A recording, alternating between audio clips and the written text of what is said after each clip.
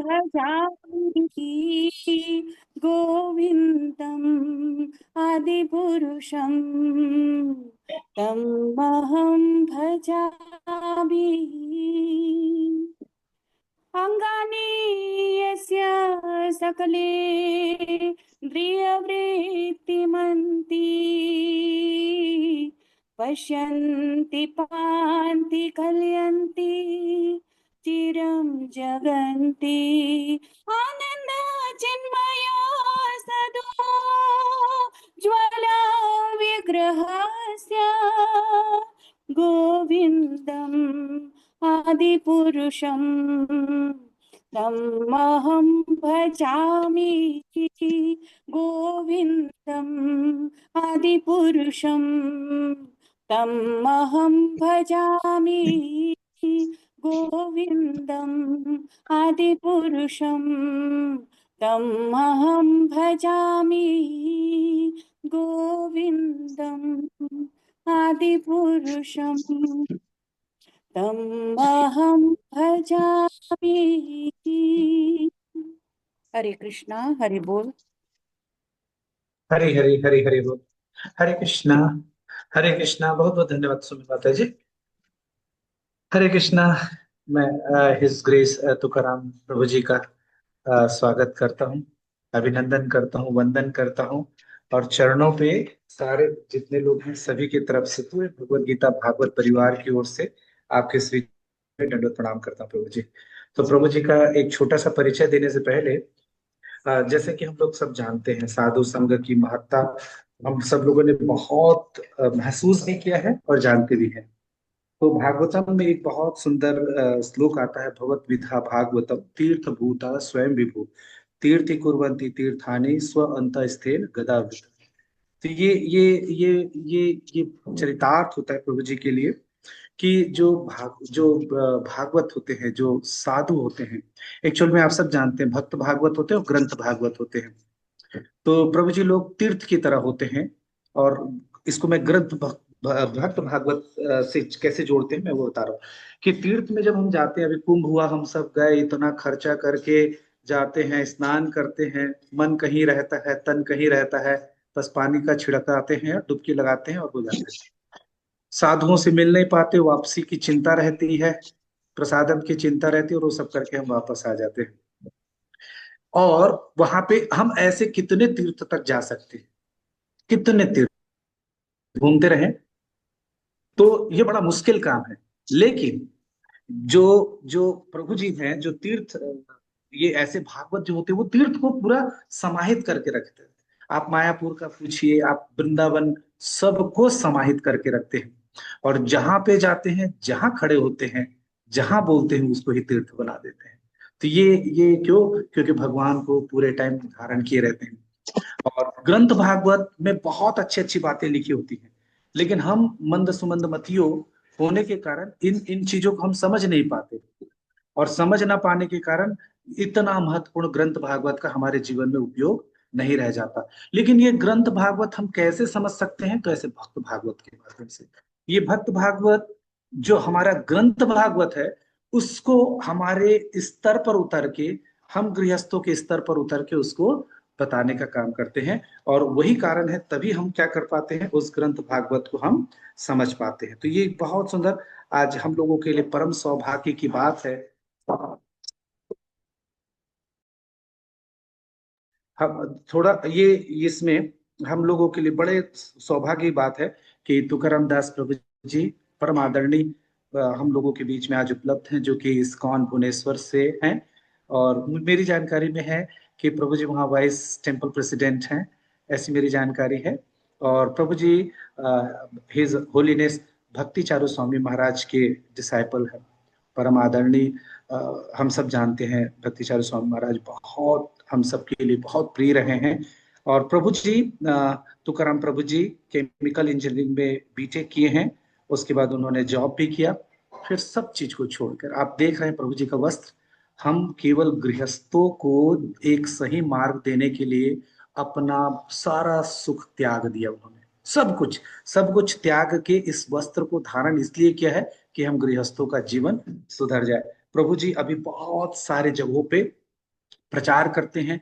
खूब सारे कैंप में जो बेस है, स्टूडेंट के बेस है वहां पे। और प्रभु जी के बहुत सारे लेक्चर्स जो कि यूट्यूब में डले हैं उनको मैं सुनता हूँ। और बहुत अद्भुत, प्रभु जी ज्ञान के साथ भक्ति को जोड़ के रखते हैं, जिससे हम अपनी भक्ति पे स्थिर रहें। आज आप लोग खुद सुनिएगा। और प्रभु जी एक जिंदल भक्ति वेदांत लाइब्रेरी स्टडी सेंटर है, उसके हैं, जिसमें हजारों स्टूडेंट जो हैं उसका फायदा ले रहे हैं। और प्रभु जी सबसे इम्पोर्टेंट जो है आईआईटी भुवनेश्वर में जो राधा नील माधव इको स्पिरिचुअल और हेरिटेज विलेज है, उसमें प्रभु जी उससे जुड़े हुए हैं। और इसके बारे में भी हम लोग प्रभु जी से सुनेंगे, जिससे हम लोग को और इसके बारे में पता चल जाए। प्रभु जी बहुत सारी सेवाओं में अपनी देते हैं।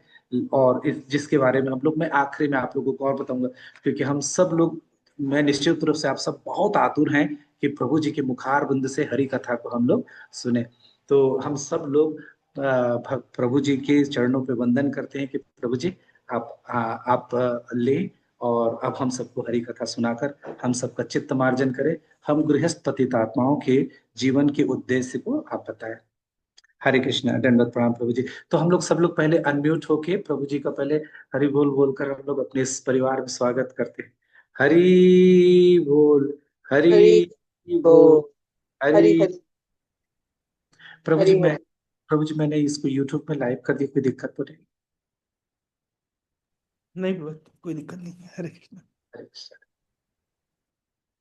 ओम अज्ञानतिमिरान्धस्य ज्ञानाञ्जनशलाकया चक्षुरुन्मिलितं येन तस्मै श्रीगुरवे नमः।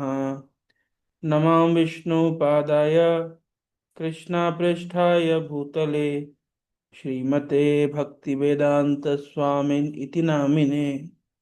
नमस्ते सारस्वती देवे गौरवाणी प्रचारिणे निर्विशेष शून्यवादी पाश्चात्य देश तारिणे। वाञ्छाकल्पतरुभ्यश्च कृपा सिन्धुभैव च पतितानां पावनेभ्यो वैष्णवेभ्यो नमो नमः। जय श्री कृष्ण चैतन्य प्रभु नित्यानंदा श्री अद्वैत गदाधर श्रीवासादि गौर भक्त वृंद। हरे कृष्ण कृष्ण कृष्ण हरे हरे, हरे राम राम राम हरे हरे। हरे कृष्णा। ये मेरा परम सौभाग्य है कि मुझे आप सभी के बीच में आज कृष्ण कथा करने का अवसर प्राप्त हुआ है। तो मैं एक टॉपिक सोच करके रखा था, लेकिन मुझे लग रहा है उसको चेंज करना पड़ेगा।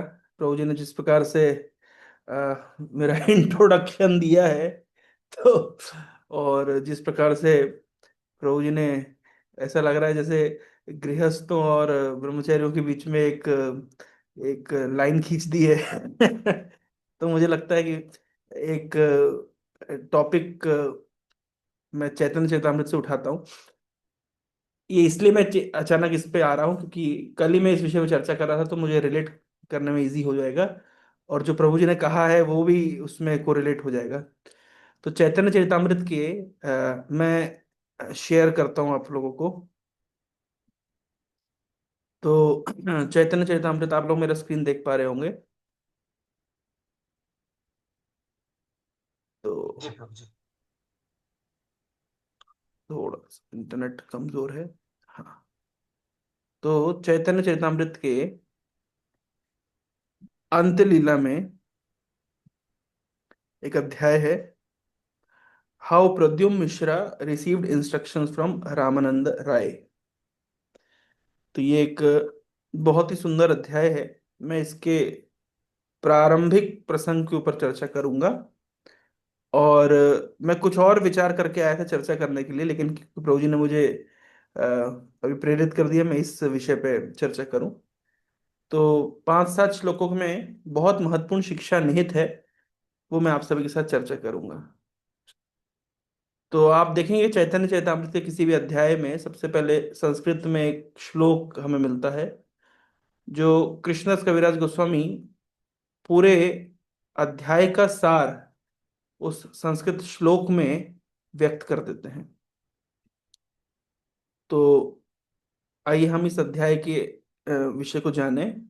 ये बहुत महत्वपूर्ण शिक्षा आज हम प्राप्त करने वाले हैं, विशेष रूप से अम, गृहस्थ धर्म से लेकर गृहस्थ और साधुओं के बीच में जो परस्पर हार्मोनी होनी चाहिए, जैसा कि हम इस्कॉन में देखते हैं। तो यहाँ से हमको उसकी शिक्षा प्राप्त होने वाली है। वैगुण्य कीट कलितः पैशून्य व्रण पीड़ितः दैन्यार्णवे निगम्नोऽहं चैतन्य वैद्यमाश्रये।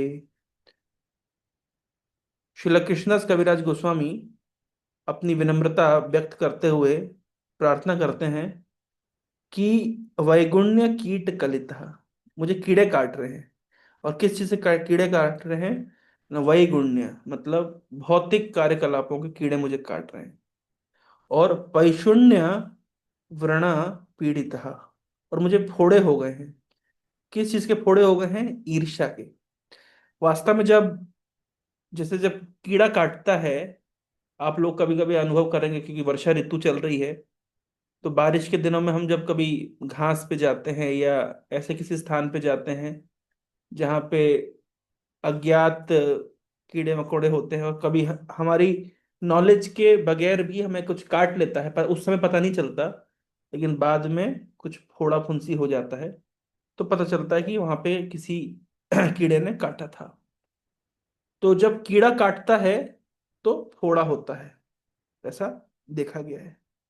तो वैगुण्य कीट कलितः, भौतिक जगत के भौतिक कार्यकलापों का जब कीड़ा काटता है तो पैशून्य व्रण पीड़ित, तो हम फोड़ा हो जाता है। और काय का फोड़ा होता है? ईर्ष्या का फोड़ा होता है। भौतिक जगत में हर व्यक्ति ईर्ष्यालु है। भौतिक जगत में हर व्यक्ति ईर्ष्यालु है। इसका तात्पर्य है, इसको कैसे हम समझ सकते हैं? इसको समझने की आवश्यकता नहीं है, ये तो इसको समझाने की भी आवश्यकता नहीं है, लेकिन एक दो उदाहरण से मैं आपको व्यक्त करता हूँ।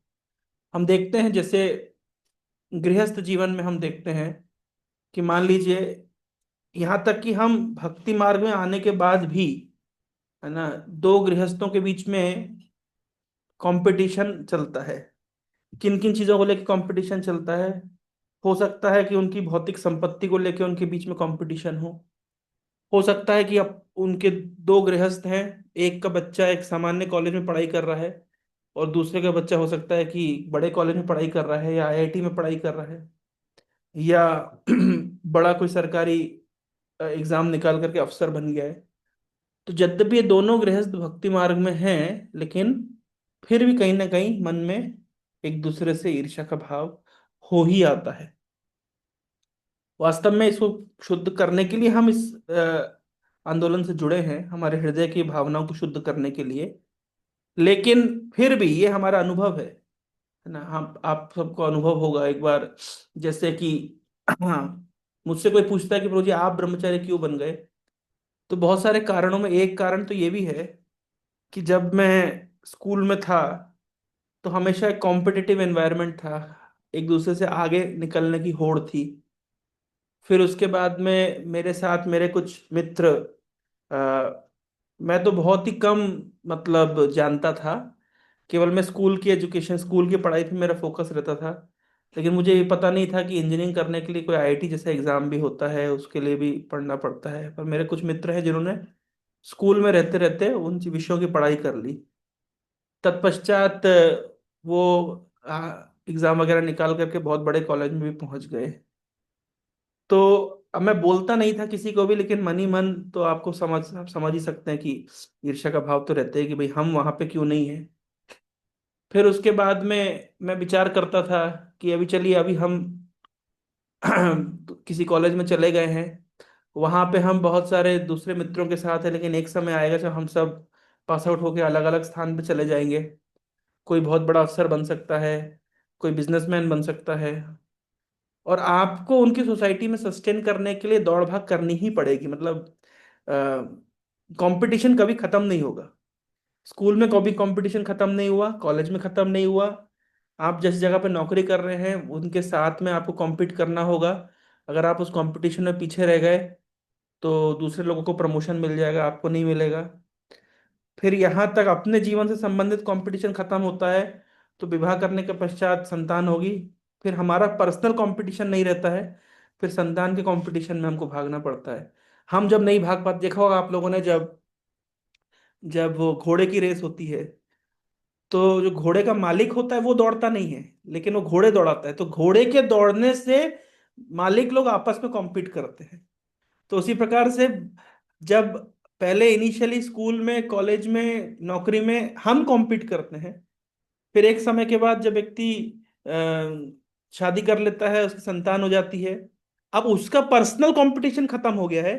अब वो कॉम्पीट करता है अपने पुत्र पुत्री के माध्यम से। ये कंपटीशन चलता ही रहता है, कभी चैन से व्यक्ति बैठ ही नहीं पाता। हम देखते हैं धृतराष्ट्र जब खुद राजा नहीं बन पाया, तो अपने पुत्र को राजा बनाने के लिए पागल था। तो हम देख सकते हैं ये कंपटीशन कभी भी खत्म नहीं होता है।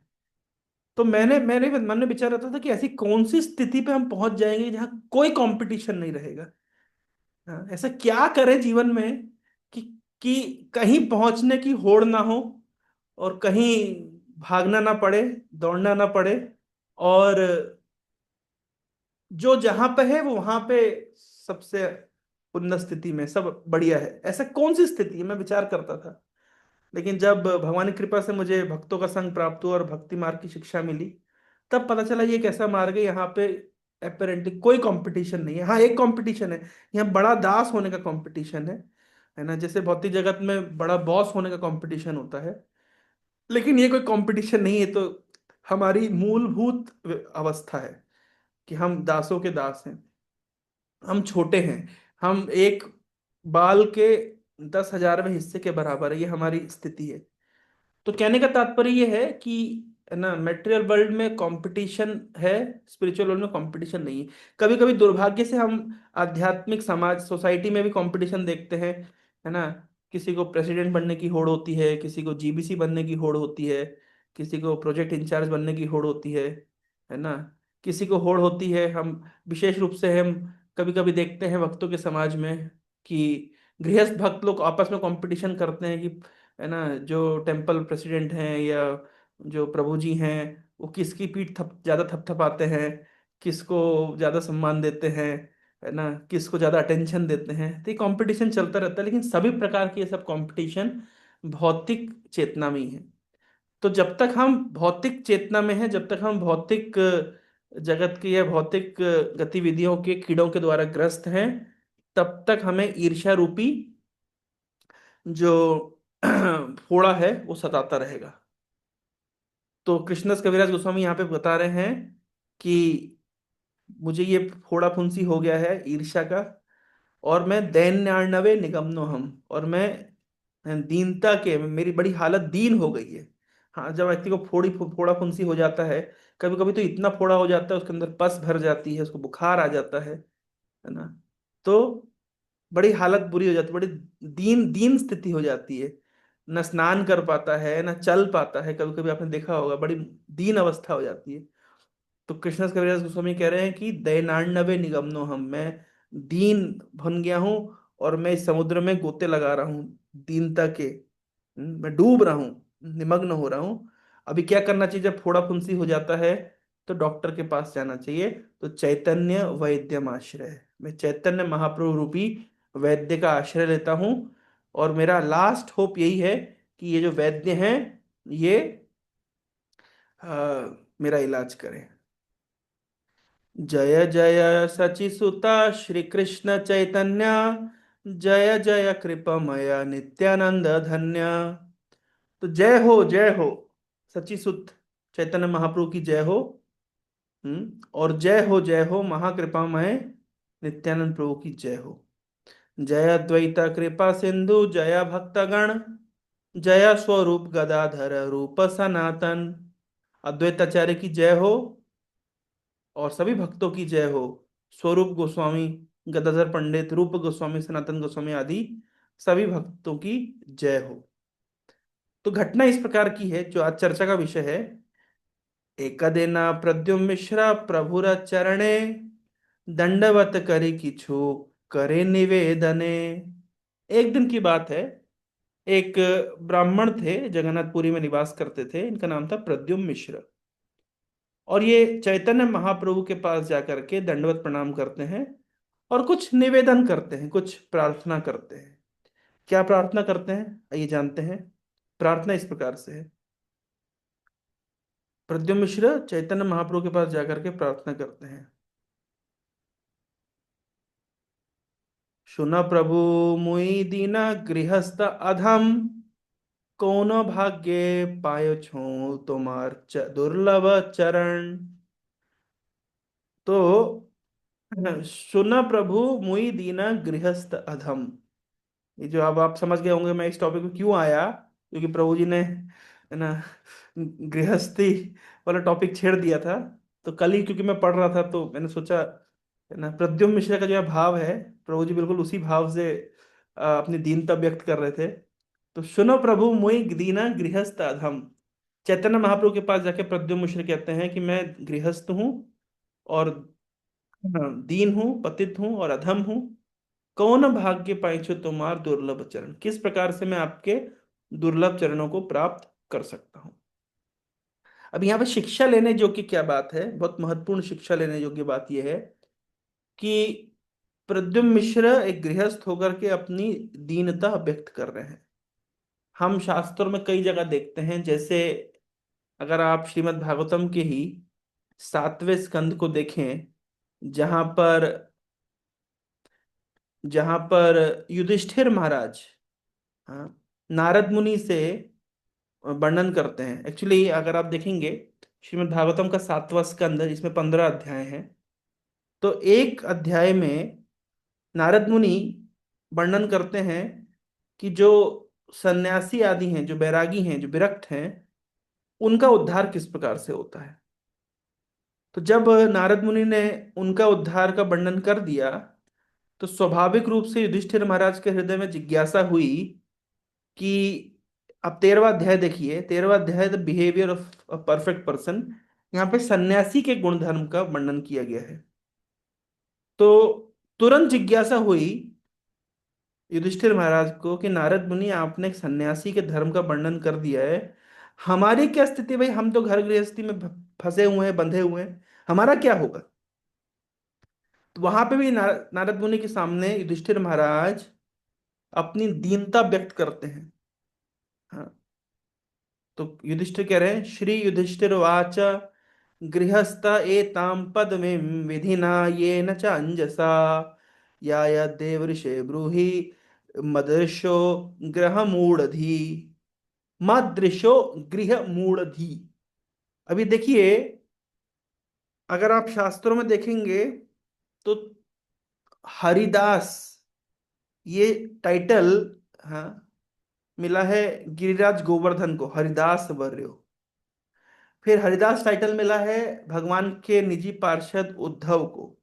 और तीसरा हरिदास टाइटल मिला है युधिष्ठिर महाराज को। पूरे भागवत में केवल 3 लोगों को हरिदास करके संबोधित किया गया है, गिरिराज गोवर्धन को, उद्धव जी को और युधिष्ठिर महाराज को। तो आप सोचिए, युधिष्ठिर महाराज जो हर समय धर्मावलंबी हैं, धर्म के पथ पे चलते हैं, भगवान कृष्ण जिनको अपना बड़ा भाई समझ के प्रणाम करते हैं, वो युधिष्ठिर महाराज जिनको भागवत में व्यासदेव ने हरिदास करके संबोधित किया है, वे कह रहे हैं मादृशो गृह मूढ़धि। अरे मेरे जैसे घर गृहस्थी में फंसा हुआ मूर्ख व्यक्ति के न किस प्रकार से ये न चांजसा विधिना, सरलता से भवसागर को प्राप्त कर सकता है, उस पदवी को प्राप्त कर सकता है जिस पदवी का वर्णन नारद मुनि आपने पिछले अध्याय में किया है। पिछले अध्याय में आपने सन्यासियों और विरक्तों की पदवी का वर्णन किया है। आप बताइए, उस स्थिति पे हम जैसा गृहस्थ व्यक्ति कैसे पहुंच सकता है। वास्तविकता तो यह है कि युधिष्ठिर महाराज को कहीं पहुंचने की आवश्यकता नहीं है। युधिष्ठिर महाराज तो उस स्थिति से बहुत ऊपर हैं, लेकिन अपनी विनम्रता व्यक्त कर रहे हैं। इसी प्रकार की विनम्रता हम एकादश स्कंद में देखते हैं। नारद मुनि अक्सर द्वारका में ही रहा करते थे और भगवान के अलग अलग पत्नियों के घर में जाते थे, देखते थे वहां भगवान क्या कर रहे हैं। एक दिन घूमते घूमते नारद मुनि पहुंच गए वसुदेव और देवकी के घर पे। तो वसुदेव और देवकी ने बड़े सुंदर तरीके से नारद मुनि को आसन पर बिठाया, आसन में बिठाने के पश्चात नारद मुनि के चरणों का प्रक्षालन किया। तत्पश्चात नारद मुनि की पूजा अर्चना करने के बाद नारद मुनि से प्रश्न पूछा कि हे नारद मुनि, हम घर गृहस्थी में फंसे हुए लोग हैं और हमारा उद्धार कैसे होगा। अच्छा, कौन प्रश्न पूछ रहे हैं? अ, प्रश्न कौन पूछ रहे हैं? देवकी और वसुदेव, जिनके घर में साक्षात भगवान प्रकट हुए हैं। वे नारद मुनि जैसे साधु के सामने अपनी विनम्रता व्यक्त करते हुए वर्णन कर रहे हैं कि हम घर गृहस्थी में फंसे हुए हैं, हमारा उद्धार कैसे होगा। तब नारद मुनि उन्हें नव योगेंद्रों और निमि महाराज की कथा सुनाते हैं। तो अभी यहां से क्या पता चलता है कि देवकी और वसुदेव जैसे महान गृहस्थ भी एक साधु के सामने अपनी विनम्रता व्यक्त करते हैं। तो कभी अगर कोई गृहस्थ साधु के सामने विनम्रता व्यक्त करे तो ये समझना नहीं चाहिए कि वो गृहस्थ सच में दीन है, क्योंकि भागवत के उदाहरण से तो पता चलता है कि युधिष्ठिर महाराज और वसुदेव जैसे महान गृहस्थों ने भी साधुओं के सामने अपनी दीनता व्यक्त करी है। इसी प्रकार से प्रद्युम्न मिश्र जाकर के चैतन्य महाप्रभु के सामने अपनी दीनता व्यक्त कर रहे हैं। तो और एक बड़ी इंटरेस्टिंग बात है, हमारे मंदिर के एक वरिष्ठ भक्त हैं, काशीनाथ पंडित प्रभु। प्रभु जी गृहस्थ हैं, परम पूज्य गौर गोविंद महाराज के शिष्य हैं। तो जब हमारा कोविड का समय था, तब as per the government regulation हम किसी को भी अंदर एंट्री नहीं करने देते थे और कोई भी व्यक्ति बाहर नहीं जाता था, क्योंकि कोविड संक्रमण हो सकता है। तो हम लोग मंदिर के अंदर में रहते थे और गृहस्थ लोग अपने अपने घर में रहते थे। काशीनाथ पंडित प्रभु का कई सालों से ये अभ्यास है कि वे हर दिन, लगभग 30 सालों से उनका अभ्यास है, हर दिन मंगल आरती में आना। और हमारे मंदिर की मंगल आरती होती है 4:15 बजे। उससे पहले 4 बजे परम पूज्य गौर गोविंद महाराज की आरती उनकी समाधि पे होती है। तो वे 3:45 बजे आ जाते हैं स्नान वगैरह करके। और आज तक भी प्रभु जी, मतलब उनका भी एज हो गया 70, उनका घर लगभग 2-2.5 किलोमीटर, उनके पास गाड़ी नहीं, वो साइकिल चला करके आ जाते हैं। और आज तक भी मुझे आश्चर्य होता है, 3:45 बजे 3-3.5 किलोमीटर या 2.5-3 किलोमीटर की यात्रा करके, कभी साइकिल से कभी चल के, सुबह 3:45 बजे पहुंच जाना। क्योंकि हमारा अनुभव है ना, हम तो मंदिर के अंदर आश्रम में रहते हैं, तो हमारे लिए 4:15 बजे शंख बजने से पहले पहुंचना मतलब कठिन होता है, हमने कई बार अनुभव किया है। लेकिन ये प्रभु जी 3:45 बजे मंदिर में पहुंच जाते हैं। और कोविड के समय जब बारिश भी हो रही हो या सर्दी का मौसम भी हो, मंदिर में एंट्री नहीं है, तो मैंने देखा है मंदिर की बाउंड्री के गेट के बाहर छाता लेकर के बारिश के समय सुबह खड़े होकर मंगल आरती अटेंड करते थे। आप सोचिए कोविड कितना, 2-2.5 साल जो भी लॉकडाउन था, हर दिन आते थे। अगर कोई सामान्य व्यक्ति वो बोलेगा भाई ठीक है हम घर में बैठ के जब कर लेंगे, या कोई बोलेगा कि भाई हम ऑनलाइन अटेंड कर लेंगे, लेकिन वे हर दिन आते थे।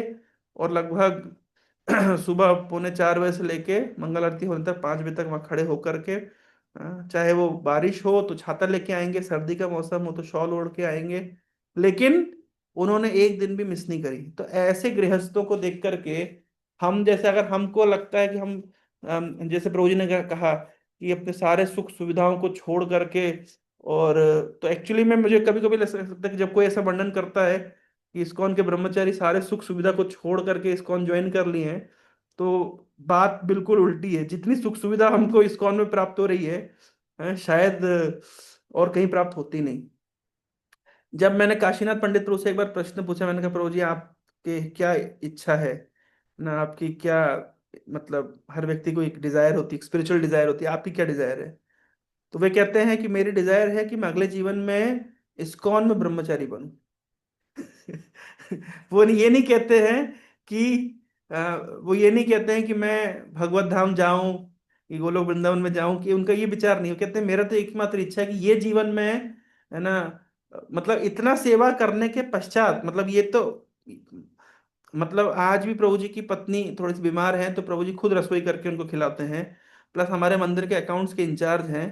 तो सुबह में जब 5, 5:30, 6 बजे वापस जाते हैं, फिर रसोई करते हैं, अपनी पत्नी को भोजन करा करके खुद करके, और 10 बजे फिर आ जाते हैं, फिर ऑफिस में बैठते हैं 2 बजे तक, फिर वापस जाते हैं। तो इस प्रकार से उनका हर दिन की दिनचर्या है, एक भी दिन वे मंगल आरती मिस नहीं करते हैं। मैं तो आज तक पिछले 8 साल से मैं भुवनेश्वर हूँ, मैंने उनको मिस करते हुए नहीं देखा है।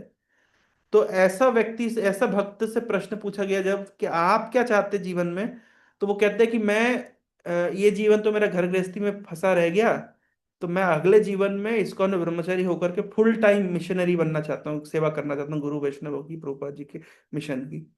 मतलब हमको ये बात सुन करके बड़ी लज्जा आ गई कि भाई अब सोचिए, मतलब इसको कहते हैं। तो आइडियली कुंती महारानी ने एक स्तुति में कहा है, अगर आप देखेंगे भागवतम में, उनकी प्रार्थना में कहा है कि कोई व्यक्ति अगर श्रवण कीर्तन रूपी भक्ति कर रहा है, और कोई व्यक्ति केवल दूसरे को भक्ति करता हुआ देख करके अगर प्रसन्न भी हो रहा है, तो उसको भी उसकी भक्ति का लाभ प्राप्त हो जाता है। तो मान लीजिए हम उस स्तर की भक्ति नहीं कर पा रहे, लेकिन अगर हम दूसरे को देख के प्रसन्न होते हैं कि चलो हम नहीं कर पा रहे, कोई तो कर पा रहा है, मतलब ईर्ष्यालु नहीं होते हैं, प्रसन्न होते हैं, तो हमें भी उसकी भक्ति का लाभ मिलता है। तो वास्तव में गृहस्थों और ब्रह्मचारियों के बीच में ये जो म्यूचुअल कोऑपरेशन है, कि गृहस्थ ब्रह्मचारी को अप्रिशिएट करते हैं ये कह करके कि उन्होंने अपना पूरा जीवन कृष्ण की सेवा में, मिशन की सेवा में, इस्कॉन की सेवा में, प्रभुपाद जी की सेवा में लगा दिया है।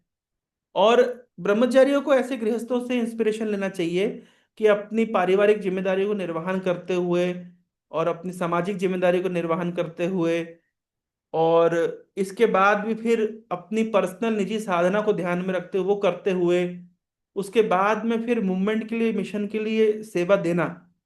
तो ब्रह्मचारी के पास तो और कोई काम नहीं है।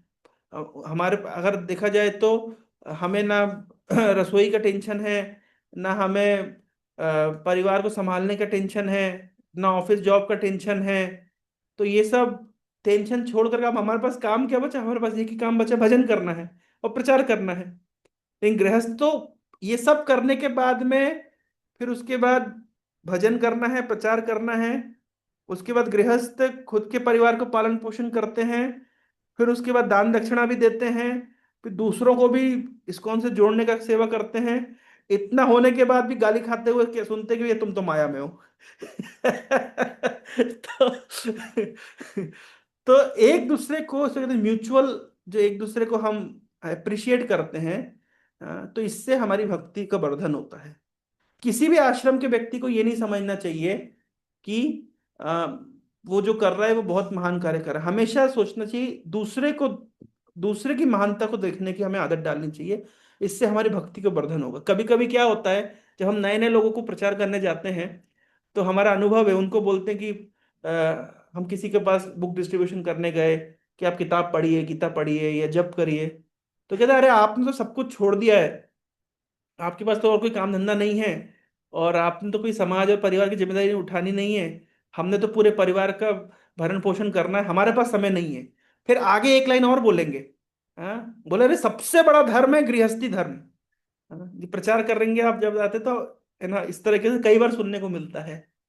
तो एक चीज और शिक्षा मिलती है कि जब व्यक्ति, जब आध्यात्मिक जीवन में बहुत आगे बढ़ता है, तो उसकी भावना होती है कि मैं जो कर रहा हूँ तो कुछ भी नहीं। जैसे कि मैंने इन प्रभु जी का उदाहरण दिया कि इतना डेडिकेशन के साथ सेवा करने के बाद भी वो यही मानते हैं कि मैंने तो अपना जीवन डेडिकेट किया ही नहीं।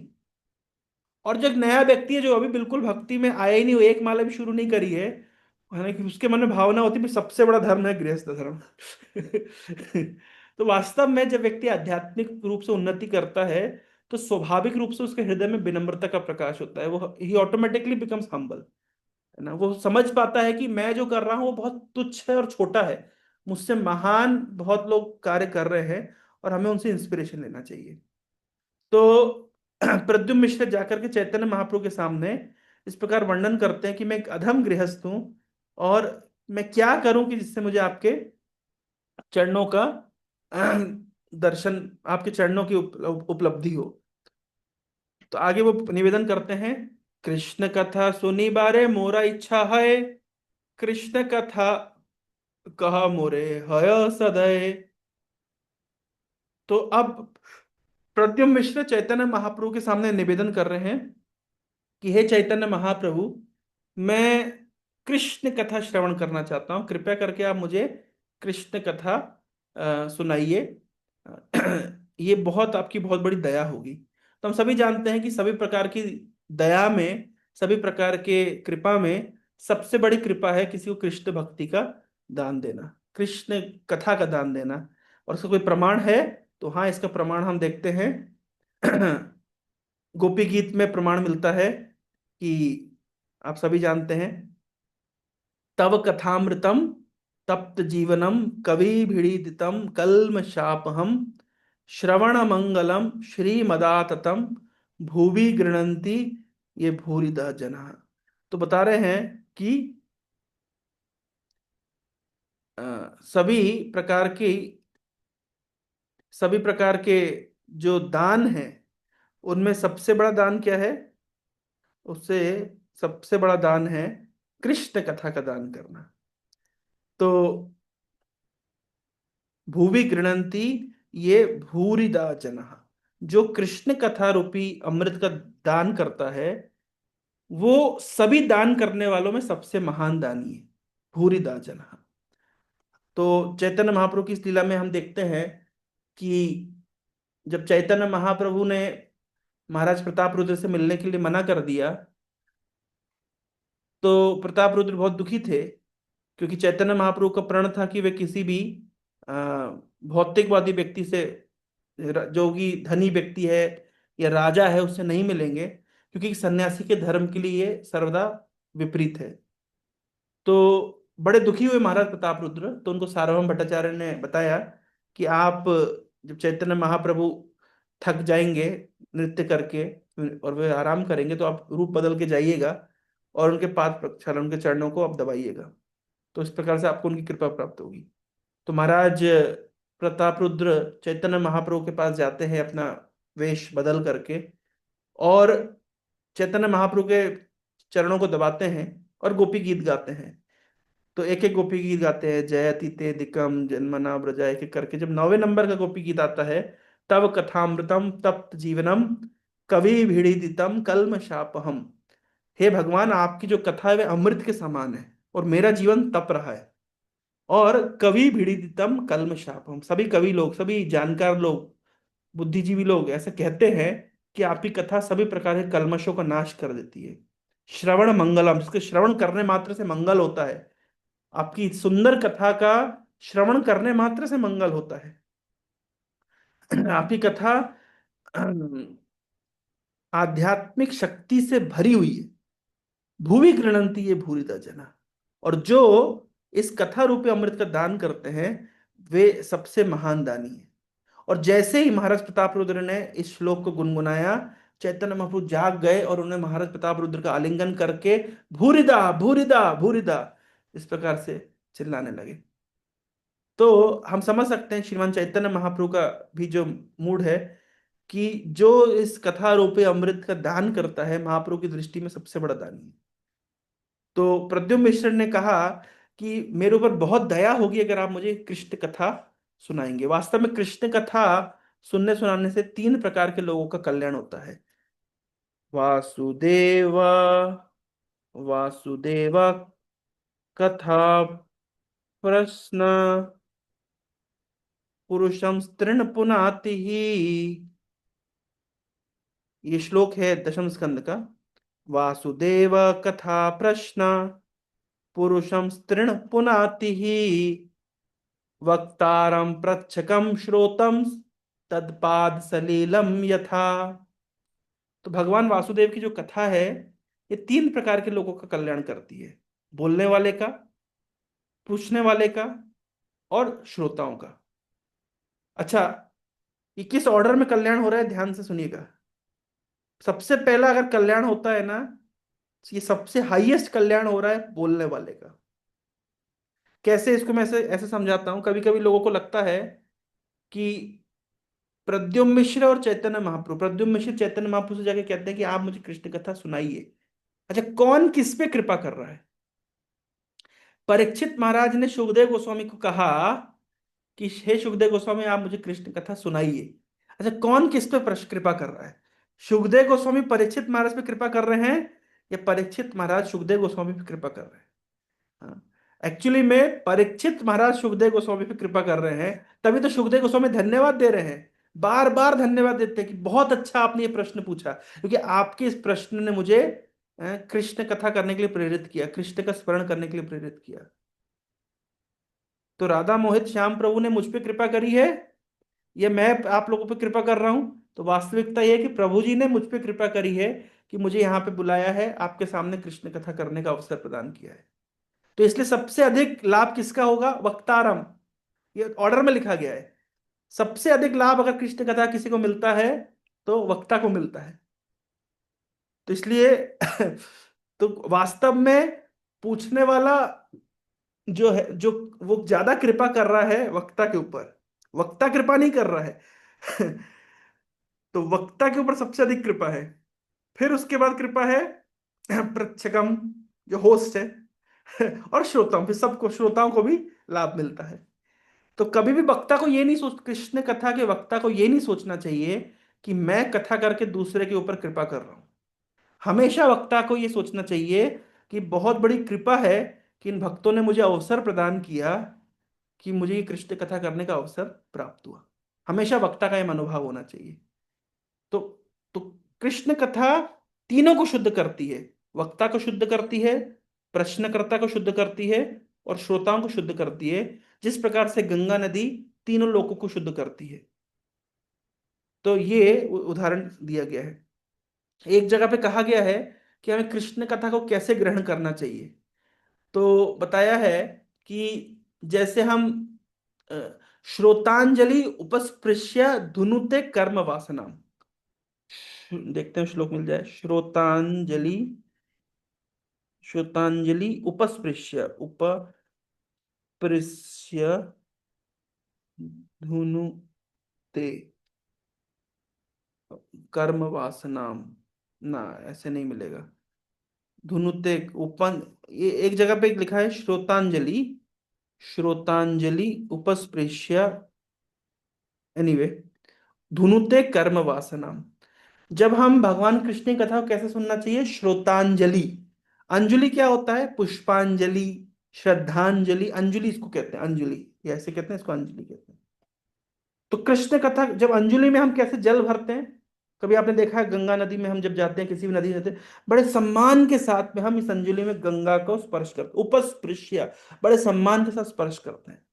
इसी प्रकार से अगर कानों की अंजलि बना करके, श्रोतांजलि, और उपस्पृश्य, बड़े ध्यान के साथ में कोई कृष्ण कथा को श्रवण करेगा, उसका लाभ जानते क्या होगा? धुनुते कर्म वासना, हृदय के अंदर जितनी कर्मों की ग्रंथि है, जितना कल्मश है, सब कुछ धुल जाएगा। पर कैसे सुनना पड़ेगा कृष्ण कथा को? एक एक शब्द है उग्र श्रवा। उग्र श्रवा मतलब जो ऊंचा सुनते हैं, या सुनते के समय उनका कान खड़े हो जाते हैं। जैसे आप देखिए कभी कभी घर गृहस्थी में ऐसा अनुभव होगा, जब पड़ोसी के घर में झगड़ा चल रहा हो, हमारे कान खड़े हो जाते हैं, बड़े ध्यान से हम सुनना चाहते हैं कि वहाँ क्या चल रहा है। कोई हमारा गुणगान कर रहा हो तो हमारे कान खड़े हो जाते हैं, सुनाए, थोड़ा कोई कुछ मिस ना हो जाए, कोई पॉइंट। तो इसको कहते हैं, मतलब बड़े ध्यान से हम सुनना चाहते हैं। इसी प्रकार से, इसी उत्कंठा के साथ में, इसी उत्साह के साथ में अगर कोई व्यक्ति श्रोतांजलि, कानों की अंजलि बना करके, अंजलि बनाना मतलब ऐसे कोई एक भी वर्ड मिस ना हो जाए, उपस्पृश्य, बड़े सम्मान के साथ में कृष्ण कथा को पकड़ता है, लेता है, तो धुनुते कर्म वासना, तो उसके हृदय के सारे कल्मश खत्म हो जाते हैं, उसकी कर्म ग्रंथियां मिट जाती है। तो इस प्रकार से कृष्ण कथा को सुनना और सम्मान करना चाहिए। तो इसलिए प्रद्युम्न मिश्र चैतन्य महाप्रभु के सामने वो कह रहे हैं कि हे महाप्रभु, आपकी बहुत दया होगी कि आप मुझे कृष्ण कथा सुनाएं। अब बड़ी इंटरेस्टिंग बात है, चैतन्य महाप्रभु से किसी ने कहा कि भाई आप हमें कृष्ण कथा सुनाइए, तो महाप्रभु को सुनाना चाहिए। लेकिन चैतन्य महाप्रभु ने बड़ा उल्टा उत्तर दे रहे। चैतन्य महाप्रभु क्या उत्तर दे रहे हैं? प्रभु कहे न कृष्ण कथा आमी नहीं जानी, सबे रामानंद जाने तार मुखे सुनी। चैतन्य महाप्रभु कह रहे कृष्ण कथा तो मैं नहीं जानता हूं, हाँ लेकिन रामानंद राय कृष्ण कथा जानते हैं, तार मुखे सुनी, आप उनके मुख से कृष्ण कथा सुनिए।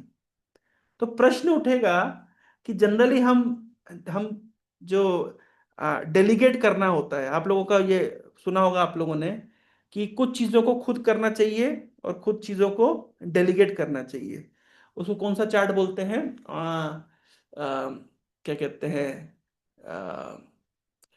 इमीडिएटली, जैसे एक, यानी मैं भूल गया, से बता बनाया जाता है, एक कोऑर्डिनेट बनाया जाता है, चार्ट बनाया जाता है, जिसमें चारों जगह पे एक्टिविटीज लिखी जाती है। कौन सी activity urgent and important chart कहते हैं उसको। मैं आप लोग को दिखाता हूँ।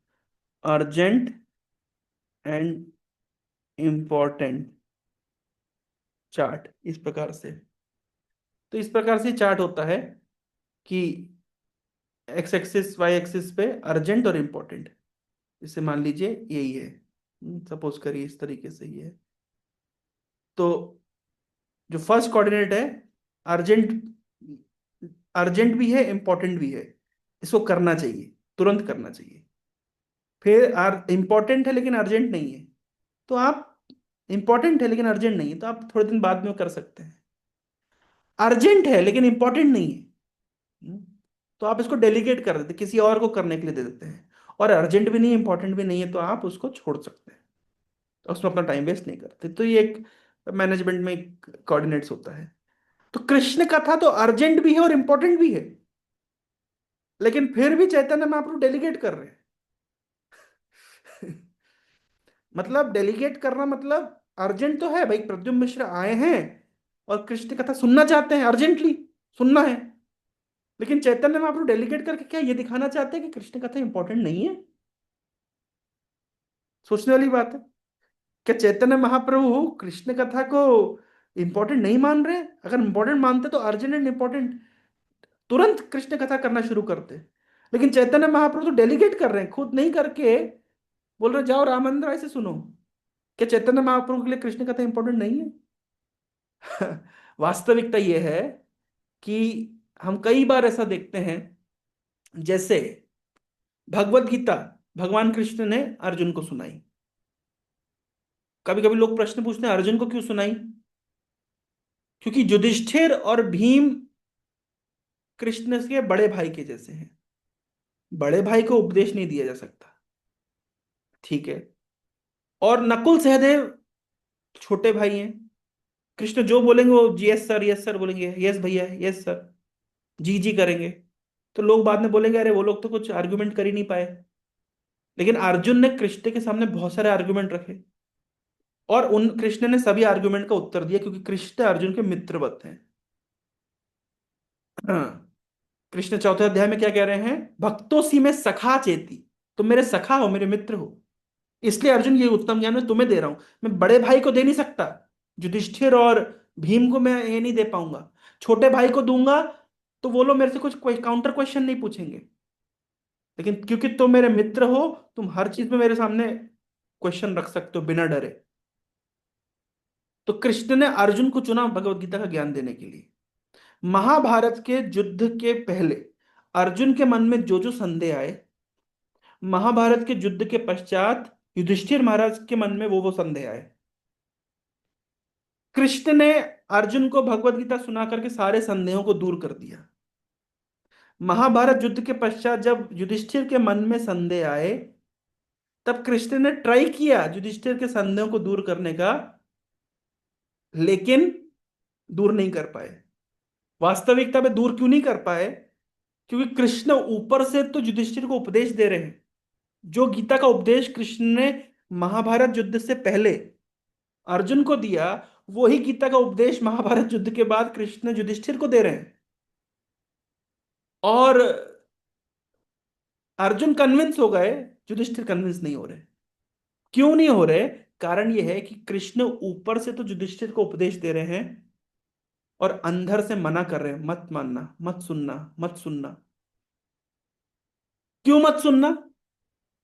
क्योंकि अगर तुम मेरी बात से कन्विंस हो जाओगे तो वो जो भीष्म पितामह पे पड़े हुए हैं बाणों की शैया में, मैं चाहता हूं कि मेरा भक्त, उसके श्रीमुख से जो सिद्धांत प्रतिपादित होंगे, हाँ, इससे मेरे भक्त का गुणगान होगा। तो भगवान ऊपर से तो युधिष्ठिर को ज्ञान दे रहे थे, अंदर से ज्ञान लेने के लिए परमात्मा जब तक प्रेरित नहीं करते हैं, बाहर का ज्ञान अंदर फिट नहीं बैठता। भले ही वो भगवान कृष्ण बाहर ज्ञान दे रहे, लेकिन अंदर परमात्मा के रूप में मना कर रहे हैं युधिष्ठिर को, मत समझना, मत समझना, मत समझना।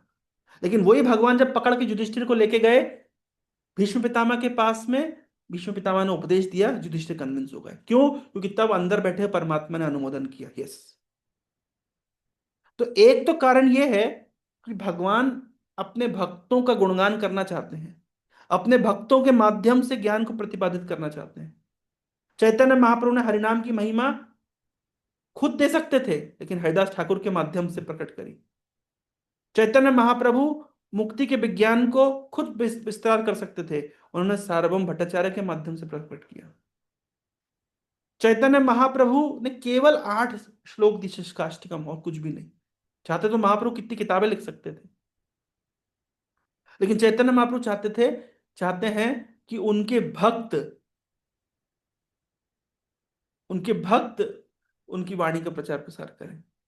तो एक कारण तो यह है कि चैतन्य महाप्रभु रामानंद राय को आगे करना चाहते हैं, इसलिए रामानंद राय के माध्यम से कृष्ण कथा का उपदेश करना चाहते हैं। लेकिन इसके भी ऊपर एक महत्वपूर्ण कारण है, और कारण क्या है? कारण यह है कि प्रद्युम्न मिश्र गए थे चैतन्य महाप्रभु के पास और जाकर कहते कि हम अधम गृहस्थ हैं, हमको हमको हमारा उद्धार करिए कृष्ण कथा कह करके।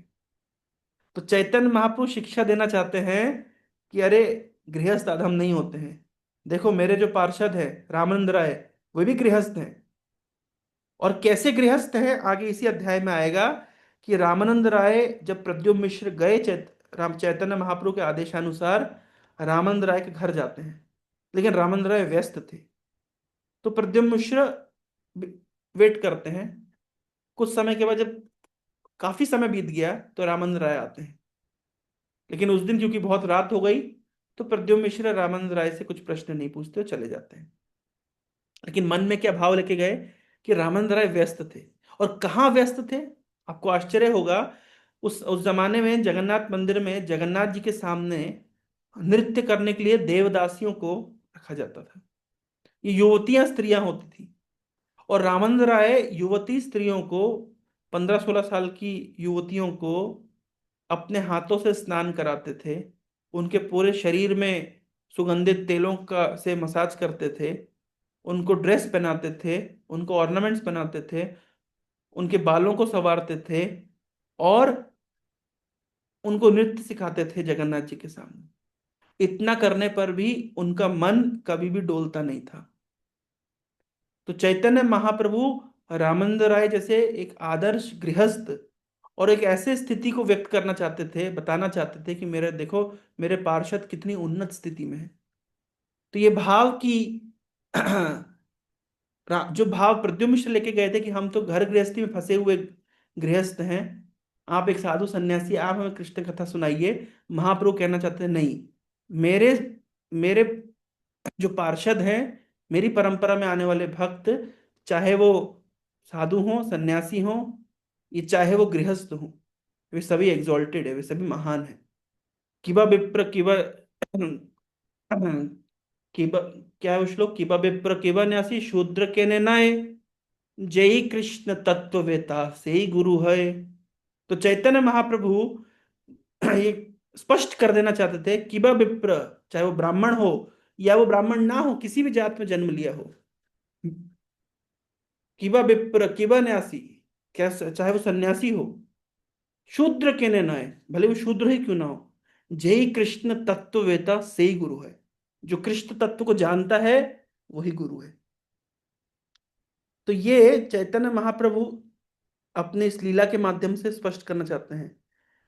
तो आगे चल के इस अध्याय में आता है कि रामानंद राय के सामने तो प्रद्युम्न मिश्र कुछ कह नहीं पाए, लेकिन मन ही मन उनके मन में विचार चल रहा था कि प्रद्युम्न मिश्र इस प्रकार से कैसे देवदासियों को तैयार करते हैं, देवदासियों को अ, उनको श्रृंगार करते हैं, उनको शोभा कैसे देते हैं। तो उनके मन में जो डाउट आया था, चैतन्य महाप्रभु इस प्रकार के सभी प्रकार के संदेहों का खंडन करना चाहते थे। तो ये इस अध्याय का सार है। तो इस छोटे से अध्याय में हमें बहुत सारी शिक्षाएं प्राप्त होती है, और मैं आप सभी का धन्यवाद देना चाहता हूँ कि आपने मुझे कृष्ण कथा करने का अवसर प्रदान किया, और इन गंभीर विषयों पे चर्चा करने के लिए आप लोगों ने बहुत प्रेरणा दी, और आप काफ़ी ध्यान से सुने। बहुत बहुत धन्यवाद। हरे कृष्णा। किसी के मन में कोई जिज्ञासा हो, कोई प्रश्न हो, तो हम उसको ले सकते हैं। हरे कृष्ण। हरे कृष्णा। आप लोगों के कोई भी प्रश्न हो तो जरूर पूछिएगा। प्रभु जी बहुत सारे प्रश्नों को उत्तर जो मैं नहीं दे पाता, तो प्रभु जी बड़े सरल और सहज तरीके से आप लोगों को उसको सेटिस्फाई कर देंगे। प्रभु जी मैं एक छोटा सा बाकी लोग सोच रहे हैं तब तक कि भगवान जैसे बाहर से अर्जुन को बोलते, जब युधिष्ठिर महाराज को ज्ञान देते रहते हैं और अंदर से भगवान उनको मना करते रहते हैं, और साथ में ये युद्ध जो भीष्म की ग्लोरिफिकेशन हो, इसके लिए अपने भक्त के गुणगान के लिए। तो हमारे अंदर भी क्या ऐसा होता है कि हमारे अंदर के भगवान हमको कोई ज्ञान लेने से मना करते हैं? और यदि मना करते हैं तो उसको हम लोगों को कैसे, उस भगवान को कैसे राजी करना चाहिए कि बाहर से जो साधु भगवान के स्वरूप में हमें ज्ञान दे रहे हैं उसको हमको तत्क्षण स्वीकार करने के लिए हम अपने भगवान को मना सके? जी, बहुत अच्छा प्रश्न है प्रभु का। प्रभु जी का प्रश्न है कि क्या कभी हमारे साथ भी ऐसा होता है कि भगवान हमको ज्ञान लेने के लिए मना करते हैं? हाँ, कभी कभी ऐसा होता है। ऐसा होता है कभी कभी। बाहर कभी कभी प्रवचन चल रहा हो, लेकिन हम उस प्रवचन को कैप्चर नहीं कर पाते हैं। उसका भी कारण है कि आप कभी ऐसे भी देखेंगे, सामान्यतः हर व्यक्ति की फ्रीक्वेंसी से कनेक्ट नहीं कर पाता, है ना। कुछ भक्त होते हैं जो बहुत साइंटिफिक माइंडेड होते हैं, उनका हमेशा प्रवचन बहुत साइंटिफिक होता है, तो सामान्य व्यक्ति उसको समझ नहीं पाता। लेकिन जो साइंस बैकग्राउंड का व्यक्ति होता है वो तुरंत कैच कर पाता है। तो कृष्ण कथा अलग अलग व्यक्ति अलग अलग तरीके से बोलता है, लेकिन कौन कहाँ जाके किसके साथ फिटिंग बैठेगी वो सब भगवान हृदय में बैठ के सेट करते हैं। तो कभी कभी अगर हमें किसी के माध्यम से दी गई कृष्ण कथा हमारे दिमाग में नहीं घुस रही है, हमारे हृदय में नहीं पकड़ में पहुंच रही है, तो हम कभी कभी हम लोग क्या करते हैं, हम लोग सोचते हैं कि वो प्रभु जी अच्छी कथा नहीं कह रहे। लेकिन वास्तविकता ये है कि हो सकता है कि वो मेरे लिए नहीं है, वो मेरी फ्रिक्वेंसी के लिए नहीं है। मेरे लिए अलग प्रकार की कथा है, दूसरे भक्तों के लिए अलग प्रकार की कथा है, अलग प्रकार की अप्रोच है बेसिकली। तो हमें जजमेंटल नहीं होना चाहिए, ये बहुत बड़ी शिक्षा है ना। क्योंकि अगर जजमेंटल होंगे तो अ, भीष्म पितामह जिस चीज के युधिष्ठिर को कन्विंस कर पाए, स्वयं कृष्ण कन्विंस नहीं कर पाए। तो क्या हम ऐसा बोलेंगे कृष्ण की कृष्ण कथा उतनी अच्छी नहीं थी जितनी भीष्म पितामह की थी? तो वास्तव में अ, कौन कब जाके किसके माध्यम से कन्विंस होगा। मेरा एक छोटा सा उदाहरण मैं आपको देता हूँ। हमारे एक मित्र हैं, सौरभ कृष्ण प्रभु, अभी पुणे पुणे में रहते हैं। तो जब मेरे एक मित्र का एडमिशन हो रहा था, कॉलेज का एडमिशन, तो मैं गया था, तो वहां पे मेरी सौरभ प्रो से मुलाकात हो गई। और क्योंकि मेरे को उस समय इस्कॉन से जुड़े हुए लगभग 1 साल हो गया था, और जब हम 1 साल के भक्त होते हैं तो हमारी बहुत इच्छा होती है जो मिले उसको जा रहे देखे तारे कहे कृष्ण उपदेश को पकड़ के इस्कॉन में जोड़ने का हम प्रयास करते हैं। तो मैं गया, और क्योंकि मेरे पुराना सौरभ प्रभु हमारे बचपन के मित्र थे, उनको मैं मिल गया। तो मैंने कहा चलो ये तो बहुत अच्छा है, अपने बचपन के मित्र को जोड़ता हूँ। तो मैं कुछ कुछ उनको इस्कॉन के बारे में बताने लगा, प्रीचिंग करने लगा। तो मुझे आज भी याद है उनका स्टेटमेंट ये है ना, बोले कि तुम मार्केटिंग मत करो, मुझे वो बोले, है ना। तो मुझे बड़ा अजीब लगा। अरे मैं लगा मैं इतनी अच्छी बात बताऊँ, नहीं सुने, चलो कोई बात नहीं, छोड़ दिया हमने। फिर 4-5 महीने के बाद में हमारे घर के पास में एक बेस हुआ करता था। तो वहाँ पे परम पूज्य भक्ति पे महाराज उस समय गंगा नारायण प्रभु थे, तो उनका कार्यक्रम था, तो मैं कार्यक्रम में भाग लेने गया, है ना। क्योंकि घर के पास में ही था और मैं घर आया हुआ था छुट्टियों में। जब मैं कार्यक्रम में देख गया तो हमारे सौरभ प्रभु वो सबसे आगे बैठ करके और बढ़िया वो भजन में मतलब करताल बजा रहे हैं। मैंने कहा अरे 4 महीने पहले तो तुम मेरे को बोल रहे थे कि मार्केटिंग मत करो, और अब तुम 4 महीने के बाद में वहां पे बिल्कुल आगे बैठे हुए, और बिल्कुल ऐसा लग रहा था कि वो वहां के मेंबर ही हो गए हैं। तो तात्पर्य ये है कि मेरे माध्यम से हो सकता है कि वो कृष्ण कथा उनके कान में भगवान नहीं कन्विंस कराना चाहते हो, किसी और भक्त के माध्यम से कराना चाहते थे। तो ये भगवान किसको किससे कहाँ कब कैसे जोड़ेंगे, है ना। कई बार ऐसा उदाहरण हमको मिलता है, बहुत सारे भक्तों का उदाहरण हम देखते हैं। आप लोग का खुद का भी इसमें से बहुत भक्तों का अनुभव रहा होगा। जैसे आप में से बहुत लोग बाहर बाहर से हैं, मतलब बाहर अभी विदेश में रह रहे हैं, तो हो सकता है कि भारत में कितने लोगों ने आपको जोड़ने का प्रयास किया होगा, आप नहीं जुड़े होंगे, और वहां गए तो ऐसी परिस्थिति स्थिति बन गई और जुड़ गए। तो भगवान किसको कब कौन से तार कहाँ जोड़ेंगे, ये भगवान का खेल है, वो ऐसे ही करते हैं। तो इसमें हम जज नहीं कर सकते। तो हमारे गुरु महाराज परम पूज्य भक्तिचारू महाराज, पहली बार उन्होंने भक्तों को 1971-72 में देखा था। लेकिन उस समय वो भक्तों के संपर्क में बस ब्रीफली आए और निकल गए। उनके मन में उस समय उत्कंठा नहीं थी कृष्ण भक्ति को जानने की, या लेकिन बाई 1976-77 उनके मन में उत्कंठा तीव्र हो गई और वे जुड़ गए। तो अभी प्रश्न कोई कर सकता है कि इसमें भगवान की क्या लीला है, भाई उस समय जुड़ जाते तो कितना समय प्रभुपाद जी के साथ बिता पाते। हाँ, लेकिन कभी कभी हम देखते हैं कि लास्ट मोमेंट में प्रभुपाद जी के साथ में बिताए, है ना, तो आज वो ग्लोरियस हो गए। सब लोग कहते हैं कि बहुत लास्ट में इस्कॉन में आए और प्रभुपाद जी ने उनको हरिनाम दीक्षा ब्राह्मण दीक्षा एक साथ दे दी, तत्पश्चात संन्यास दे दिया 3 महीने के अंदर। अगर मान लीजिए वो पहले से आ गए होते तो शायद उनके प्रोफाइल में ये गुणगान ना जुड़ता। तो भगवान किसके साथ कब कौन सी क्रीड़ा करेंगे, ये भगवान उसके लिए स्वतंत्र है। एक बार की बात है कि एक एक फकीर गया एक राजा के दरबार में। तो राजा ने बड़ी जिज्ञासा से फकीर से पूछा कि तुम्हारे भगवान क्या करते हैं। तो फकीर ने कहा कि अरे महाराज भाई, आ, गुरु खड़ा हुआ है नीचे और चेला ऊपर बैठ के प्रश्न पूछ रहा है, ऐसा थोड़ी ना होता है। तो फकीर ने कहा क्या करना चाहिए फिर। बोले मेरे गुरु को आसन में बिठाना चाहिए और प्रश्न पूछने वाले को नीचे बैठना चाहिए। तो फकीर नीचे को आसन पे सिंहासन में बिठा दिया गया और राजा नीचे बैठ गया। बोले आप जवाब दीजिए। बोले प्रश्न क्या है। बोले आपके भगवान क्या करते हैं। बोले यही करते हैं, राजा को रंक करते हैं और रंक को राजा बना देते हैं। तो तो तो भगवान खेल खेल में सब कुछ भगवान के लिए बस, है ना। एक जगह एक प्रार्थना में लिखा गया कि भगवान सृष्टि स्थिति प्रलय कैसे करते हैं। छोटा बच्चा हम देखते रेत के किनारे पे जाता है और थोड़ी देर घर बनाता है, बहुत देर खेलता है, उसके बाद उसी घर को तोड़ तोड़ करके आ जाता है। तो भगवान ऐसे इच्छामय है, क्रीड़ामय है, खेल खेल में सृष्टि करते हैं, खेल खेल में उसको संहार कर देते हैं। तो भगवान किसको कब कहाँ कैसे जोड़ेंगे, अल्टीमेटली इच्छा। इसलिए तो भीष्म पितामह पहले कई जात बोले, भीष्म पितामह बोले पांडवों को कि अरे तुम लोग तो साक्षात धर्म के अवतार हो, तुमसे कभी पाप हो ही नहीं सकता, तो तुम्हारे जीवन में जो दुख आया है ये तुम्हारे कर्मों का फल तो नहीं हो सकता। फिर उसके बाद बोले लेकिन हाँ, हर व्यक्ति का अपना अपना व्यक्ति का समय आता है, काल ही बलवान है। फिर काल बलवान बोलने के बाद तुरंत भीष्म पितामह कहते हैं लेकिन ये काल क्या है। ये जो बाजू में बैठा हुआ उंगली दिखा के कह रहे हैं कि जिसको तुम अपना ममेरा भाई समझते हो, अपने रिश्तेदार समझते हो, बस इसकी इच्छा ही काल है। तो तो वास्तव में कोई किसी को दोष नहीं दे सकता, सब कुछ भगवान की इच्छा से ही चलता है। ऐसा एक भक्त का मनोभाव होना चाहिए। अल्टीमेटली सब कुछ भगवान, सर्व कारण कारणम वही। Hare Krishna. Thank you so much Prabhu ji, beautiful explanation. Ashutosh Mata ji कुछ पूछना चाह रही है।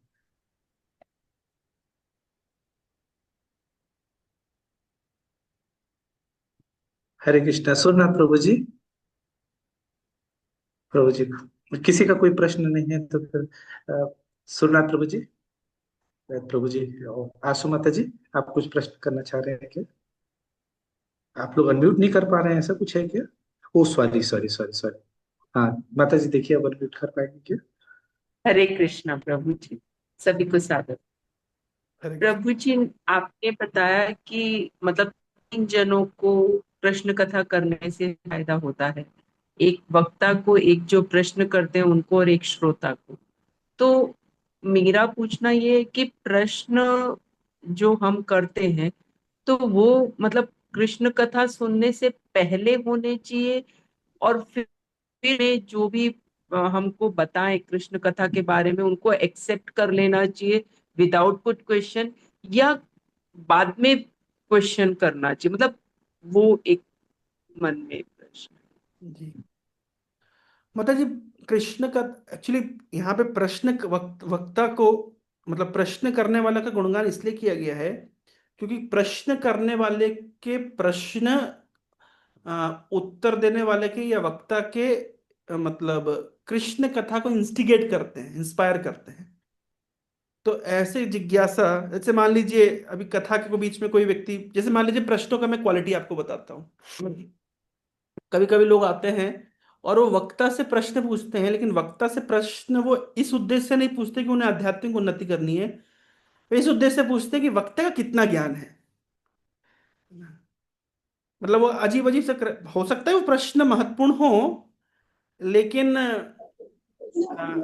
बहुत महत्वपूर्ण भी। जैसे मान लीजिए वो कोई बोले कि भाई कंस की बहन का नाम, कंस के भाई का नाम बताओ, है ना।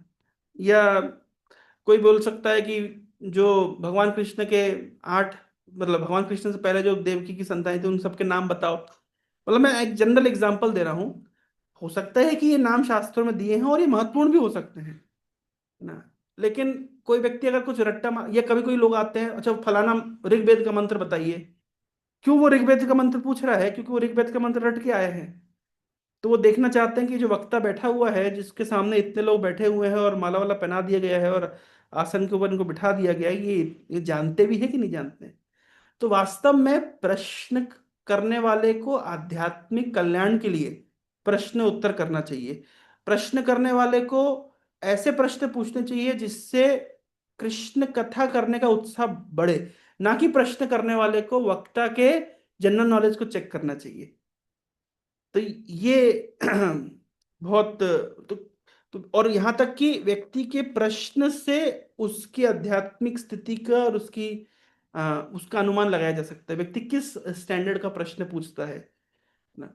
तो आप देखिए जब परीक्षित महाराज प्रश्न पूछ रहे हैं तो प्रश्न उनके कितने हैं, ध्यान से अब देखिए। दशम स्कंद में, 9वें स्कंद के आप आखिरी अध्याय में देखेंगे, आखिरी अध्याय के आखिरी श्लोकों में, तो सुखदेव गोस्वामी ने पूरे दशम स्कंद की लीला 2 श्लोक में बता दी।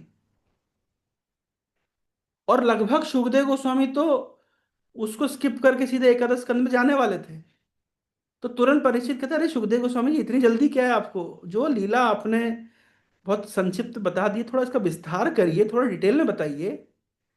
इससे क्या पता चलता है कि वास्तव में जो सुनने वाला है वो ध्यान से सुन रहा है, वो पकड़ रहा है। नहीं तो कभी कभी क्या होता है, अब परीक्षित महाराज की स्थिति देखिए, 7 दिन में उनकी मृत्यु होने वाली है। तो हम कई बार देखते हैं कि आप किसी को कृष्ण कथा सुनाइए, वो सुनते नहीं है, वो अपनी चिंतन मनन में ही व्यस्त रहते हैं।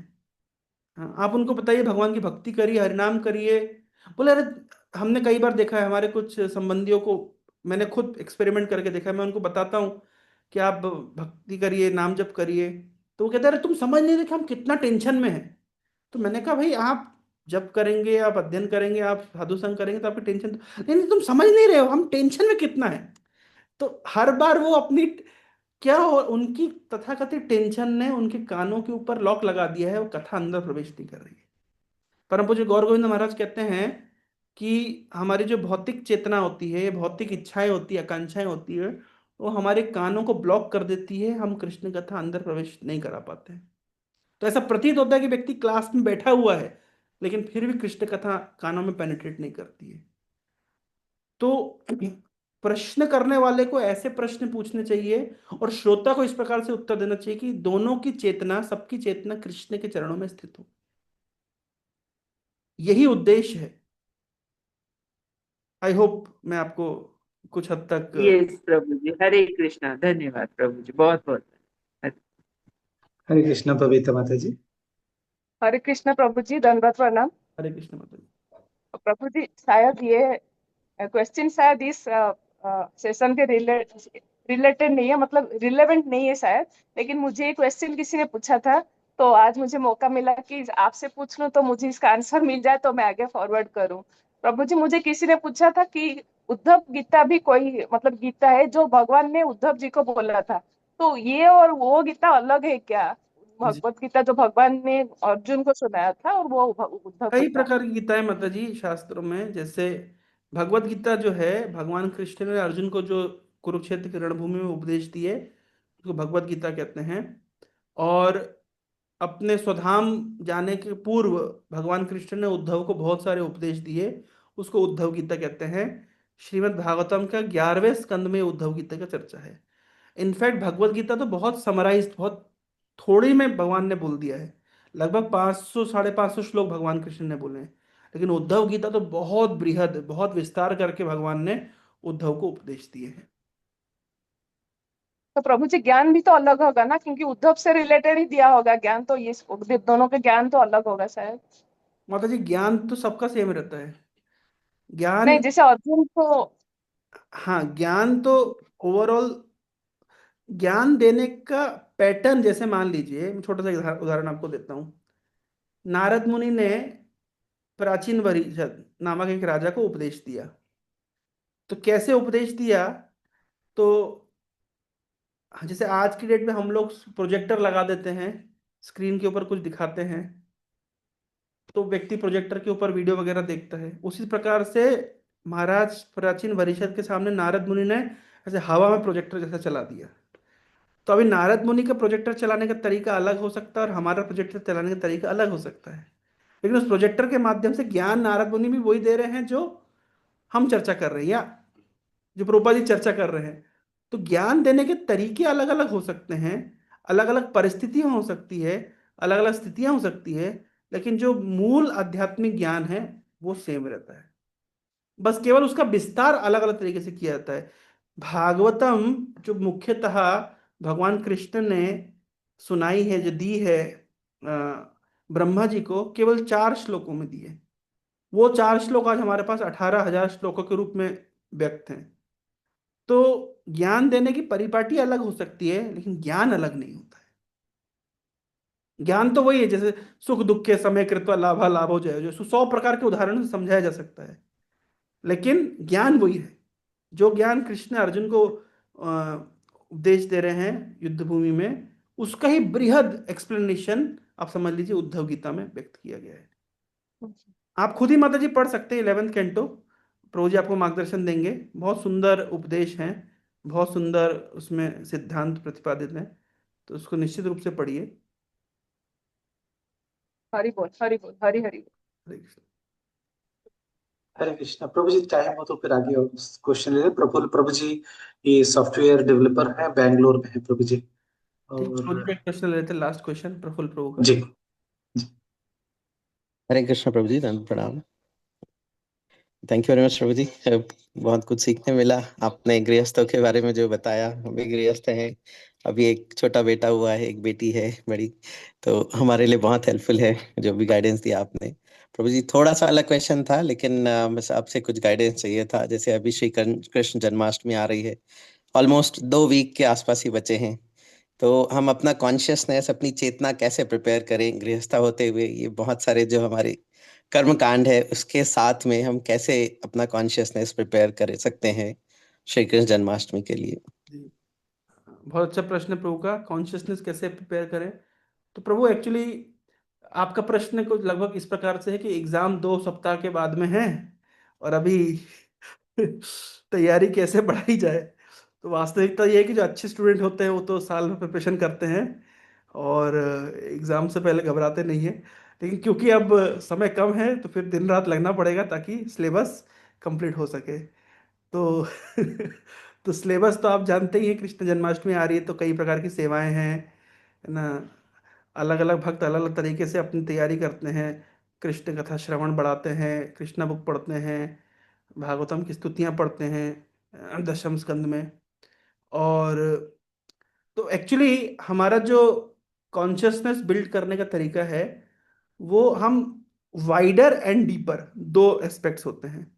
एक होता है हम वाइड जाएं, एक होता है हम डीप जाएं। तो कभी कभी हमें वाइड भी जाना होता है, कई शास्त्रों को अध्ययन करना होता है, कई अध्यायों को अध्ययन करना होता है, भागवतम पढ़ना होता है, चैतन्य चरितामृत पढ़ना होता है, गीता पढ़ना होता है, और अन्य शास्त्र पढ़ने होते हैं। और कभी कभी हम डीपर जाते हैं। तो ये दोनों चलता रहता है, कभी हम वाइड जाते कभी हम डीप जाते, कभी हम वाइड जाते कभी हम डीप जाते हैं। परम पूज्य राधानाथ महाराज से सचिदानंद महाराज ने पूछा कि जो जितनी पूरी कृष्ण भक्ति सब कुछ है, ये कृष्ण भक्ति हम कर रहे हैं, कृष्ण भक्ति हम जप कर रहे हैं, अध्ययन कर रहे हैं, जो कुछ भी हम कर रहे हैं, उसको अगर एक शब्द में लाना हो तो वो एक शब्द क्या होगा? तो राधानाथ महाराज ने उत्तर दिया, वो एक शब्द है एब्जॉर्प्शन, एब्जॉर्ब होना। तो अब अल्टीमेटली हमें कृष्ण भक्ति के एस्पेक्ट्स में एब्जॉर्ब होना होता है। अब एब्जॉर्प्शन अलग अलग भक्तों का अलग अलग तरीके से हो सकता है ना। कुछ इंटेलेक्चुअल भक्त होते हैं, वे पढ़ के सुन के एब्जॉर्ब होते हैं।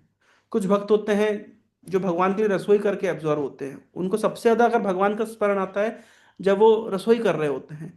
कुछ भक्त होते हैं जब हाथ पैर चलाते हैं, बहुत उठापटक करते हैं, तो उससे उनका एब्जॉर्प्शन होता है। हमारे एक भक्त मित्र हैं, हमसे वरिष्ठ हैं, पानीहाटी के प्रेसिडेंट राधापाद प्रभु। तो उनके मंदिर के कई लीगल केस चलते रहते हैं उधर का, वेस्ट बंगाल में। तो वो कहते हैं कि मेरा काफी समय कोर्ट में आना जाने में चला जाता है। तो कहते हैं कि मेरा वो एब्जॉर्प्शन वहां पे, मतलब मैं जब कोर्ट में जाता हूँ और भगवान के लिए केस लड़ता हूँ, तो वहां मैं ज्यादा अपने आप को एब्जॉर्ब कर पाता हूँ। तो अलग अलग भक्त अलग अलग प्रकार से अपने आप को एब्जॉर्ब कर पाते हैं। तो इसमें कोई एक परिपाटी नहीं है, एक स्टैंडर्ड फॉर्मूला नहीं है। कभी कभी भक्त लोग कहते हैं नहीं आप पढ़िए, जिसका कभी कभी कुछ भक्तों का पढ़ने में रुचि होता ही नहीं, नहीं पढ़ पाते हैं, उन्हें कभी किताबें नहीं खोली होती, नहीं पढ़ पाते, तो उनको जबरदस्ती बैठा के बोलेंगे पढ़ो, तो शायद वो उनका एब्जॉर्प्शन नहीं आएगा। तो हमें ये खुद खोजना पड़ेगा कि कृष्ण भक्ति के कौन से एस्पेक्ट में हम एब्जॉर्ब कर सकते हैं अपने आप को। तो कल एक माता जी हमको बता रही थी, वो माता जी ने इन प्रभु जी राधा प्रभु की क्लास में सुना था, वो उनको हमको बताई कल, कि वो प्रभु जी ने एक अच्छा एक वर्ड यूज किया, उसको कहते हैं ट्रांसेंडेंटल हॉबी। जैसे हॉबी होती है, हर व्यक्ति का अपनी हॉबी होती है। कोई व्यक्ति दिन भर कुछ भी करके आएगा, लेकिन शाम, आज मैं एक रील देख रहा था, एक आईएएस ऑफिसर जो काफी अच्छी रैंक से यूपीएससी क्लियर किए, और वो उनकी ग्रेजुएशन भी आईआईटी से हुई है, लेकिन उनकी हॉबी है गाना। तो वो सब कुछ काम धंधा छोड़ के वो गाने पे उनका फोकस है। तो देखिए, वो प्रोफेशनल लाइफ एक तरफ होती है, लेकिन उनका हॉबी एक तरफ का होता है। तो उसी प्रकार से हमें एक ट्रांसेंडेंटल हॉबी खोजनी चाहिए कि हम किस चीज में एब्जॉर्व कर पाते हैं। वो हर व्यक्ति के लिए अलग अलग हो सकती है। आज से 2 साल पहले प्रभुपाद जी की एक शिष्या भक्तिवेदांत मैनर में, उन्होंने जन्माष्टमी के दिन सुबह 4 बजे शरीर त्याग किया। तो आज से 2 साल पहले नहीं, लगभग 5 साल पहले। तो हमारे गुरुमा से पूछा गया कि भाई ये जो माता जी ने शरीर त्याग किया है, आप इस विषय में क्या कहेंगे। तो उन्होंने बताया कि ये माता जी पूरे जीवन इन्होंने भगवान के लिए केक बनाया है भक्तिवेदांत मैनर में। तो जन्माष्टमी के दिन सुबह 4 बजे भगवान उनको क्यों बुलाया कि यहाँ आओ, आज मेरा जन्मदिन है, आज मेरे लिए केक बनाओ। तो उनकी ट्रांसेंडेंटल हॉबी है भगवान के लिए केक बनाना, उसमें उनका एब्जॉर्प्शन है। वो जितना एब्जॉर्प्शन के साथ में केक बना सकती है, शायद उतनी एब्जॉर्प्शन के साथ में दूसरी चीज ना कर पाए। तो हर भक्त को अपनी एक ट्रांसेंडेंटल हॉबी, एक एब्जॉर्प्शन पॉइंट खोजना चाहिए और उसमें डीप जाना चाहिए। तो कुछ चीजें हम मैकेनिकली भी करते हैं, कुछ चीजें हमें क्योंकि कहा गया है, श्रवण कीर्तन जो भी हमारे साधना के एस्पेक्ट्स हैं, लेकिन कुछ चीजों में हमें हमारी रुचि खोज के उस पर डीप जाना चाहिए। तो इस तरीके से हमारा जो उत्साह है भक्ति में बना रहेगा। उत्साह घटता कब है? जब हर चीज हम मैकेनिकल कर देते हैं कि क्योंकि कहा गया है इसलिए करना है, क्योंकि नियम है इसलिए करना है। तो फिर क्या होता है, धीरे धीरे वो चीजें शुष्क, ड्राई हो जाती है। लेकिन अगर हमारी किसी चीज में रुचि है, अगर किसी की वैश्य वृत्ति है ना, तो भगवान के लिए वो धनोपार्जन करके वो उसको सबसे ज्यादा खुशी मिलती है। तो अलग अलग प्रकार का व्यक्ति अलग अलग प्रकार, इसलिए भागवतम का श्लोक है, करोमि यत्तत् सकलम परस्मै नारायण इति समर्पित। इस श्लोक में आता है अनुश्रुत स्वभावात, है ना, ये शब्द आया है, अपने स्वभाव के अनुसार व्यक्ति भगवान की सेवा कर सकता है। तो ये एक फ्रीडम है हमारे पास, बस हमें वो खोजना है और उसमें डीप जाना है। हरे कृष्णा। हरे कृष्णा। आप लोगों ने देखा विद्या ददाति विनयम, प्रभु जी जितना ज्यादा विद्या को धारण किए हो उतने विनम्र है, उतने सुहृदय हैं। और हम सबके प्रति उनका जो प्यार है, प्रभु जी बहुत धनी परिवार से, बहुत संपन्न परिवार से हैं। इनका पिताश्री का खूब बड़ा बिजनेस है यहाँ।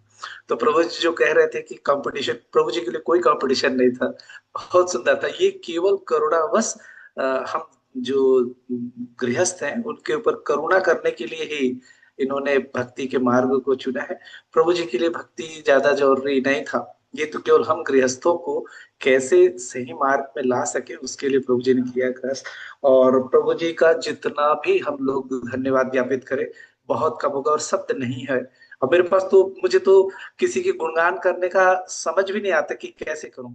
और प्रभु जी ने जो दिया है उसको हम लोग शब्दों से तो दे ही नहीं सकते। हम भगवान से एक याचना करते हैं कि प्रभु जी हमेशा स्वस्थ रहे, सुरक्षित रहे और खूब आनंद में रहे। और उस आनंद, वो जो कृपा प्राप्त हो, हम प्रभु जी के चरणों पे जाके उन कृपाओं को स्वीकार करने के योग्य हो पाए। तो यही अर्चना करते हुए भगवान से प्रभु जी के स्वस्थ, सुरक्षित और मंगलमय जीवन के लिए, आनंदमय जीवन के लिए प्रार्थना करें। सब लोग अनम्यूट कर लीजिएगा।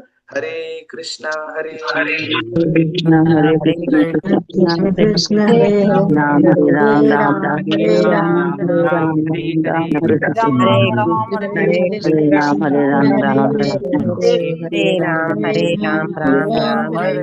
राम हरे राम